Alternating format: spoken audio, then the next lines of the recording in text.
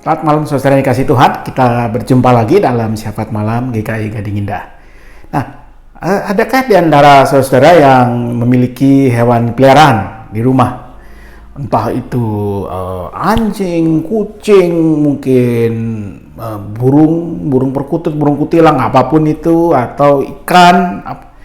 Saya yakin di antara kita banyak yang memiliki dan senang memelihara hewan. Nah, kami di rumah tempat kami tinggal tidak punya binatang peliharaan. Ya, sejak dulu sekali kami sudah bertekad tidak akan memelihara binatang. Ya, ada beberapa alasan.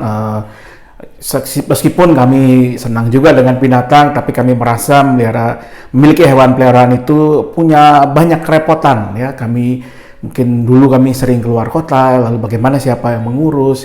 Saya juga masih punya rasa bersalah karena waktu kecil dulu pernah menelantarkan seekor binatang peliharaan saya, dan sehingga kami memutuskan kami tidak akan pernah punya binatang peliharaan, dan itu yang sudah dengan tegas jelas kami selalu katakan kepada anak kami, ya, atau sekarang anak-anak kami.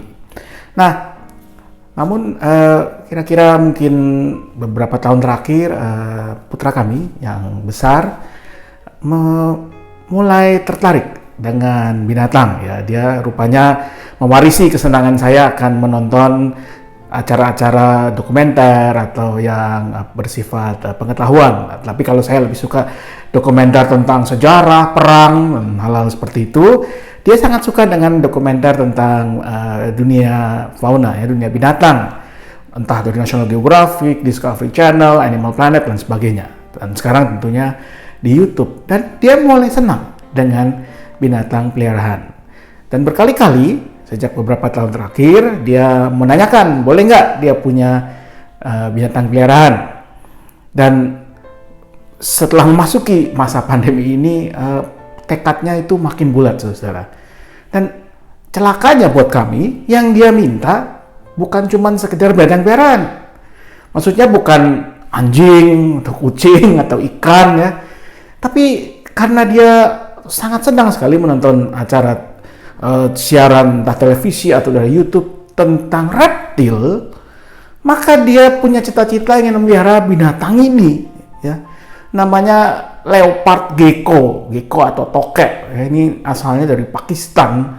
Dan buat kami tidak mungkin, ya, kami tidak suka binatang peliharaan, tidak mau punya binatang peliharaan, apalagi reptil, ya, agak jijik, takutlah dengan reptil, kadal, ular dan sebagainya. Jadi kami dengan tegas katakan no. Bahkan kadang-kadang kami harus menggunakan taktik yang biasa dipakai oleh orang tua Asia, ya. Tidak, kalau ditanya kenapa, ya because I said so, ya. Pokoknya kata papa mama tidak. Tapi anak saya, putra kami ini cukup persisten, ya, cukup gigih, ya. Dia terus belajar, dia nonton sana sini, baca buku, baca artikel di internet ini dan itu. Sampai akhirnya kami menimbang-nimbang, saya dan istri berdiskusi, dan kami menimbang-nimbang, ya barangkali adalah positifnya kalau dia punya binatang peliharaan. Tapi tentu kami tidak rela kalau dia memelihara gecko, ya, kadal. Kami coba tawarkan yang lain, tetap dia ingin pelihara reptil. Lalu kami coba turunkan kadarnya. Akhirnya dia mau, mulai dengan memelihara kura-kura air. Mulailah beli kura-kura air yang kecil, belinya 4, dan mulailah ia memelihara binatang itu. Apa yang terjadi? Sukses? No. Mati semua saudara, 4-4-nya. Dia patah hati, sedih sekali. Lalu kami lihat itu, harusnya kami gembira, ya, gagal tuh, rasain, ya. Makanya jangan pelihara reptil. Tapi kami melihat semangatnya sebetulnya baik. Lalu kami coba bangkitkan lagi semangatnya, ayo belajar, ya. Kami carikan teman yang sudah biasa memelihara reptil dan dia mau. Nah, kira dia tahu ada beberapa hal yang harus ia pelajari lagi dan perbaiki. Tadinya ia memelihara terlampau banyak dan terlampau kecil ukurannya, sehingga memang sudah hampir pasti akan mati. Maka dia mulai lagi memelihara kura-kura air. Kali ini hanya 1, tetapi ukurannya agak lebih besar dan sudah dianggap aman untuk dipelihara. Dan mulailah kura-kura itu menjadi bagian dari keluarga kami. 1 minggu, 1 bulan, 2 bulan, 3 bulan, sukses bertahan, bertambah besar.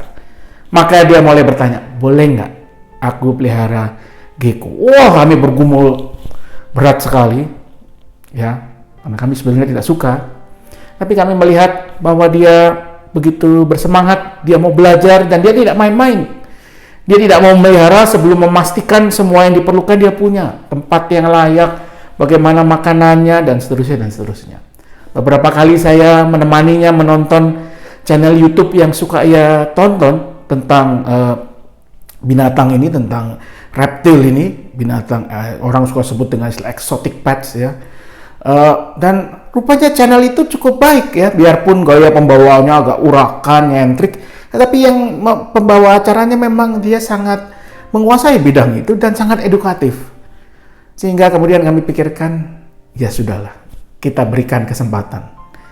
Nah, anak saya tidak mau buru-buru juga, dia menyiapkan segala macam, dia melakukan riset sendiri, sampai akhirnya dia memutuskan, oh aku tidak jadi pelihara gecko, karena gecko ini harus punya ini nih. Akhirnya dia putuskan untuk membeli dan memelihara kadal yang ini ya. Ini jenisnya blue tongue skink, asli Indonesia. Saya lupa ini jenisnya dari Papua atau dari Halmahera ya. Dan mulailah blue tongue ini diberi nama Blue oleh anak kami, menjadi bagian dari keluarga kami ya. Biarpun istri saya masih jijik melihatnya, tapi ya kami berusaha menerimanya sebagai sesuatu yang digemari oleh anak kami. Dan rupanya memang hasilnya baik ya. Anak putra kami ini belajar bagaimana mengurus binatang ini, memberi makan, membersihkan kandang, termasuk dikencingin, diberakin ya. Tapi hasilnya baik. Nah, di sini kami belajar, saudara yang dikasih Tuhan, dan ini tentu pembelajaran buat hidup. Bahwa dalam hidup tidak selalu kita bisa berpegang pada posisi, pada keinginan, pada kemauan yang kita maui semula. Ketika kita hidup bersama orang lain yang punya pemikiran berbeda, punya aspirasi berbeda, terutama kalau dia adalah orang yang terdekat dengan kita, keluarga sendiri, maka kita harus belajar mendengarkan, menerima, mendengarkan dengan empatik, tidak langsung menghakimi, mendengarkan argumentasi, dan berdiskusi. Termasuk kalau perlu kita belajar untuk merendahkan hati, merendahkan diri, membuka pikiran dan cakrawala kita. Dan itulah sebetulnya yang diajarkan juga oleh kitab suci ya, sebagaimana satu ayat yang ada dalam Alkitab berikut ini, yaitu dari surat Rasul Paulus pada jemaat di kota Filipi pasal 2 ayatnya yang ketiga dan yang ke-2 dan yang ke-4 ya. 2-4. Karena itu sempurnakanlah sukacitaku dengan ini, hendaklah kamu saat disepikir dalam satu kasih, satu jiwa, satu tujuan, dengan tidak mencari kepentingan sendiri atau puji-pujian yang sia-sia. Sebaliknya, hendaklah dengan rendah hati yang seorang menganggap yang lain lebih utama daripada dirinya sendiri. Dan janganlah tiap-tiap orang hanya memperhatikan kepentingannya sendiri, tetapi kepentingan orang lain juga. Hidup bersama dengan orang-orang yang kita kasih, dengan lingkungan kita, dengan dunia kita, menuntut kita untuk belajar mencari apa yang baik buat kepentingan bersama. Dan dalam rangka mewujudkan itu, tidak jarang kita harus belajar mendengarkan dengan empati, melihat lagi, meninjau posisi kita, pikiran kita, pandangan kita, prinsip kita. Dan kalau perlu kita belajar untuk meninggalkan apa yang perlu kita tinggalkan, menuju ke yang baru, membuka cakrawala kita, melihat mana yang lebih baik bagi kehidupan, bukan buat kita sendiri saja, tetapi juga untuk orang lain. Dan itu yang kami pelajari bersama dengan anak-anak kami, tentunya juga bersama dengan kura-kuranya, dengan si Blue. Dan saya harus katakan, saya tidak tahu apa yang akan terjadi ke depan. Mungkin anak saya masih punya cita-cita yang lain.